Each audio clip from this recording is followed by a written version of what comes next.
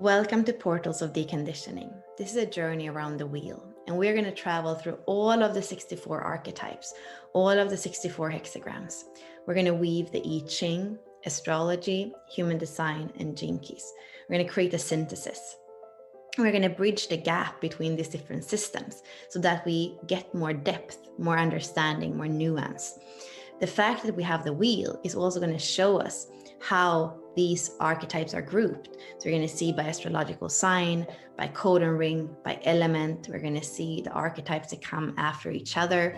So it's really a journey where we're going to get to know the archetypes. And it doesn't really matter where you start. The sun, for example, is going through all of these archetypes in 1 year. Richard Rudd speaks about 40 days in each archetype in order to decondition. So there is no right or wrong. The beautiful thing is that when we go through all 64, we really see how they create a whole, and we get to go through all of the seasons of the year. So this is where the journey begins. Our intention with this journey is the sacred union between awareness and embodiment. And through this journey, we're going to really learn a lot. We're going to have the possibility to look at the archetypes from different perspectives, systems, different people coming in explaining.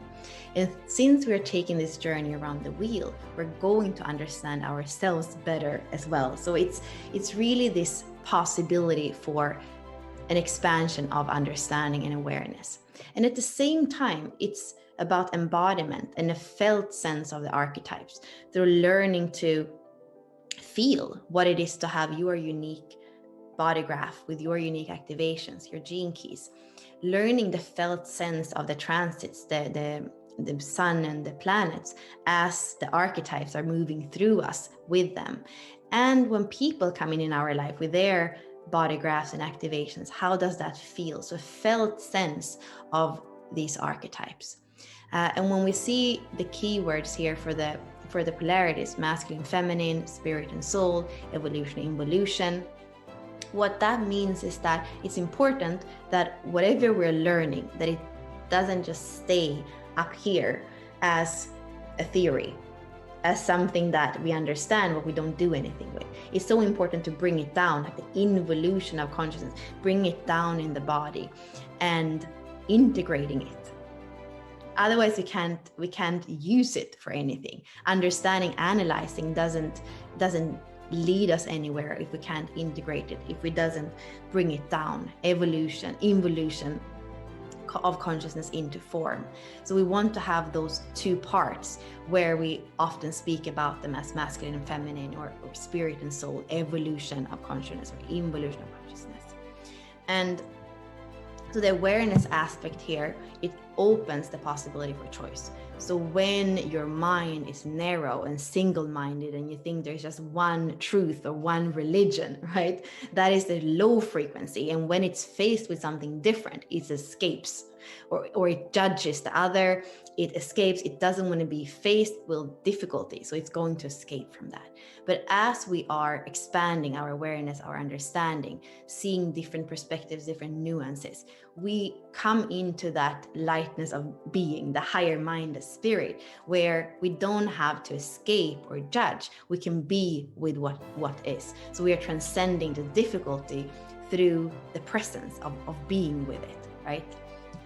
And then we have the other part, the embodiment piece, the feminine that feels into the form, where soul can get expressed through the body, because we have the courage to stay.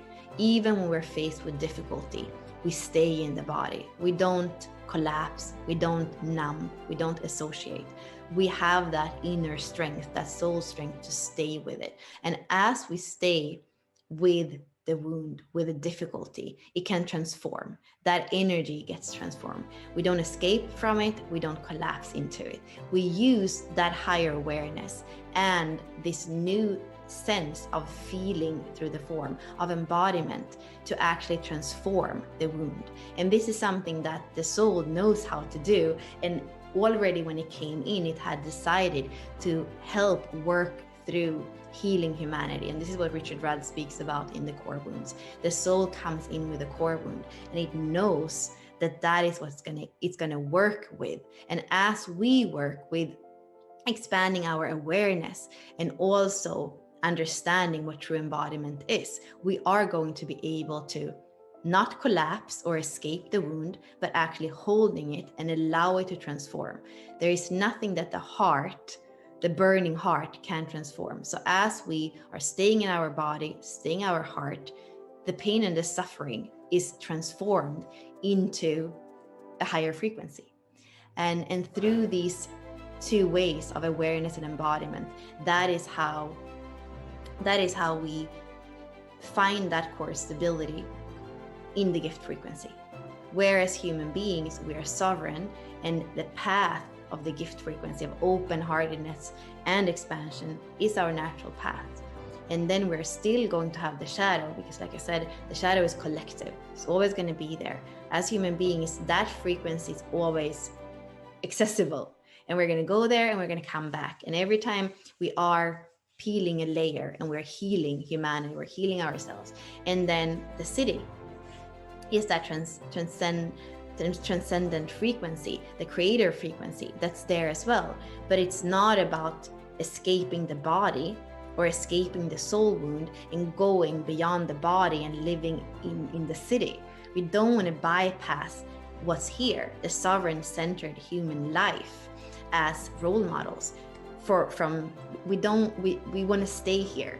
So just knowing that when we are marrying the embodiment and awareness piece, then we have that red carpet in a way where we can walk on the middle path of the expansive gift frequency. And then life is never going to be a straight line. So that is what we are doing as we're going through all the transits. We're meeting all these different energies that before for you might have been associated with pain or suffering or judgment. And as we go, we peel those layers so that we can embody more, so that we can become more aware, and so we can feel more sovereign. Not that we are kind of like on that we are all the time kind of pushed out of our path. No, we are centered in our truth, with our soul and our spirit in the middle, and then we have life experiences from there. So this is where the journey begins.